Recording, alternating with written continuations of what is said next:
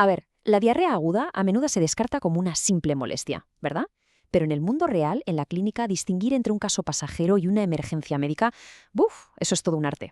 En este repaso visual vamos a transformar esas larguísimas y aburridas directrices clínicas en una ruta súper práctica y directa para manejar la diarrea aguda en entornos con buenos recursos. Es hora de dejar las suposiciones a un lado y basar cada decisión en la evidencia clínica más sólida que tenemos. ¡Vamos allá! Esta va a ser nuestra hoja de ruta. Pasaremos por la evaluación inicial, distinguiremos entre intestino delgado y colon, veremos las señales de alarma, las pruebas diagnósticas, las poblaciones vulnerables y, por supuesto, remataremos con el tratamiento. Sección 1. Evaluación inicial e historial clínico. El primer paso de todos. Bueno, para empezar con buen pie, tenemos que definir de qué estamos hablando exactamente. La diarrea aguda es el paso de heces sueltas o acuosas, por lo general al menos 3 veces en 24 horas. Básicamente, hay un aumento clarísimo en el contenido de agua. Pero ojo al factor tiempo, que es vital. Hablamos de 14 días o menos. Ese es nuestro límite para la fase aguda. Si pasamos de ahí, ya estamos entrando en el farragoso terreno de lo persistente o crónico. Y eso, bueno, requiere un enfoque completamente diferente. Fijaos en esto, aquí el reloj es como una lupa gigante. El historial alimentario nos da pistas fundamentales para acotar a los sospechosos. Si las náuseas y los vómitos aparecen en menos de 6 horas tras una comida un tanto dudosa, blanco y en botella. Eso apunta casi seguro a una toxina preformada, como el Staphylococcus aureus. Si la cosa empieza entre 8 y 16 horas después, el culpable habitual suele ser el Clostridium perfringens. Y si pasan más de 16 horas, pues ya es mucho más probable que sea la típica infección viral o bacteriana estándar. El tiempo exacto de incubación nos cuenta toda la historia. Y más allá de la comida, el entorno del paciente es una auténtica mina de oro para el diagnóstico. Por ejemplo, imaginad a alguien con exposición reciente a aves de corral o a tortugas, pues eso eleva muchísimo el riesgo de salmonela. Si el paciente trabaja en una guardería, la brújula apunta rápido hacia Shigella, Cryptosporidium o Giardia. Y claro, el clásico de los clásicos, un historial reciente de antibióticos es la típica señal de alarma gigante, parpadeante, para una infección por clostridioides difícil. Sección 2. Intestino delgado frente al colon. Toca localizar el problema.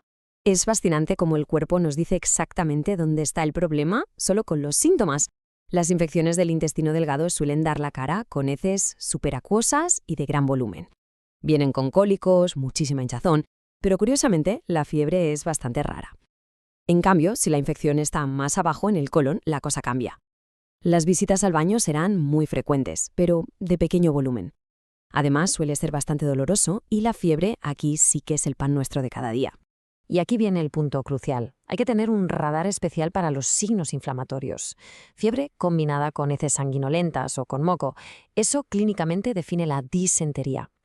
Estos hallazgos nos gritan que hay una etiología invasiva, orientando nuestras sospechas hacia bacterias destructivas como Salmonella, Shigella, Campylobacter o hacia organismos citotóxicos como el C. diff.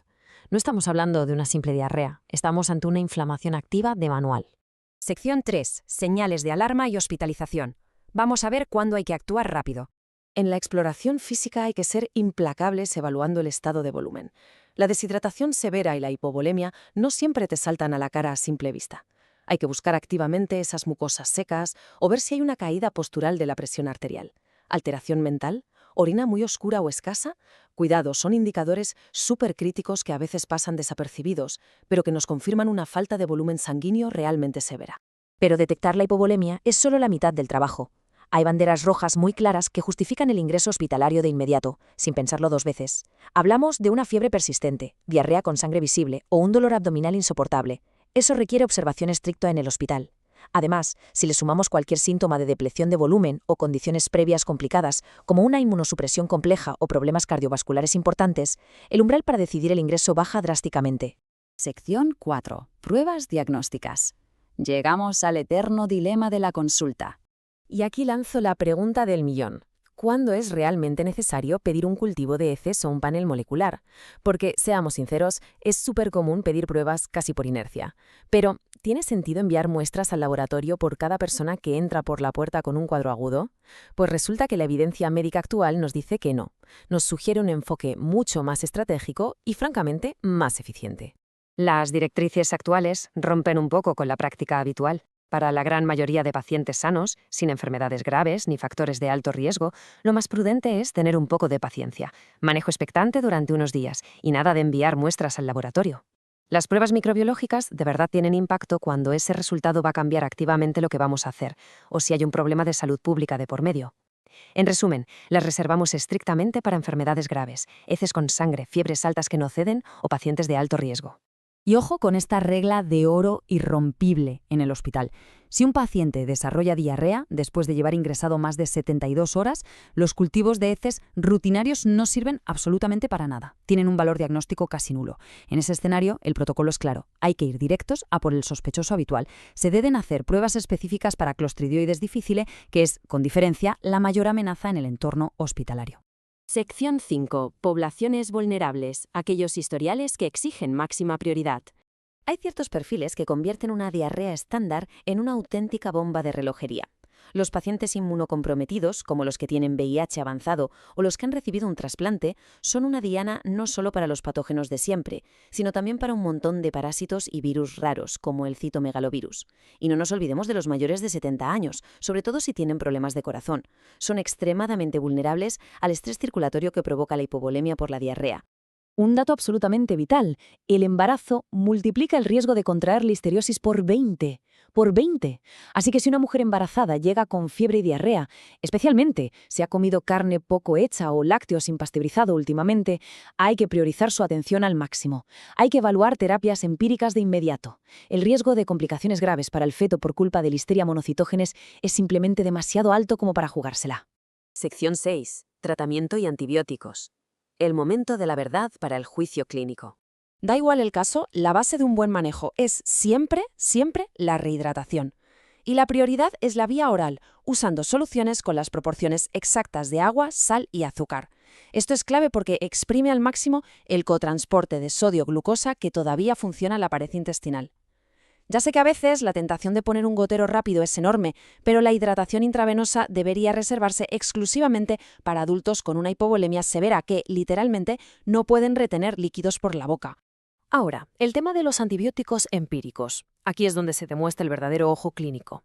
En la inmensa mayoría de las diarreas leves, acuosas y sin sangre, lo mejor es guardar el recetario. El beneficio simplemente no compensa el riesgo de toxicidad o de crear resistencias. Pero ojo, la balanza se inclina hacia los antibióticos y de forma muy clara si vemos signos de enfermedad severa, fiebre altísima, características de disentería con sangre en las heces o si el paciente entra en esos grupos de alto riesgo que comentamos antes. Pero dentro de estas directrices hay una advertencia que es absolutamente innegociable. En pacientes estables donde sospechamos de E. coli productora de toxina Shiga, también conocida como STEC, ni se os ocurra dar antibióticos empíricos, están rotundamente contraindicados. Tratar el ST con antimicrobianos, sobre todo con betalactámicos, no solo no mejora los síntomas, sino que dispara el altísimo riesgo de desarrollar el temido síndrome urémico hemolítico. Poca broma con esto. Vale. Pero cuando el tratamiento está realmente justificado, la elección del fármaco está bastante clara. La citromicina suele ser la campeona indiscutible en primera línea para cuadros de disentería o fiebres altas. Hablamos de 500 miligramos diarios durante 3 días. Para casos de diarrea acuosa ya de grado severo, las fluoroquinolonas como el ciprofloxacino o el levofloxacino son alternativas muy potentes, de 3 a 5 días. Eso sí, siempre ajustando la decisión a los patrones de resistencia locales de vuestra zona. Y para terminar, dejadme plantearos esto. Al arrasar con la flora intestinal usando antibióticos que no venían a cuento, creamos un terreno peligrosamente fértil para infecciones secundarias. Al ceñirnos a pautas estrictas y evitar por rutina los antibióticos en casos leves, no solo frenamos la resistencia global, sino que estamos protegiendo activamente el microbioma de cada paciente frente a oportunistas como el C. diff. Es un recordatorio brutal de que en medicina a veces la intervención más brillante y efectiva es saber exactamente cuándo no hay que hacer nada.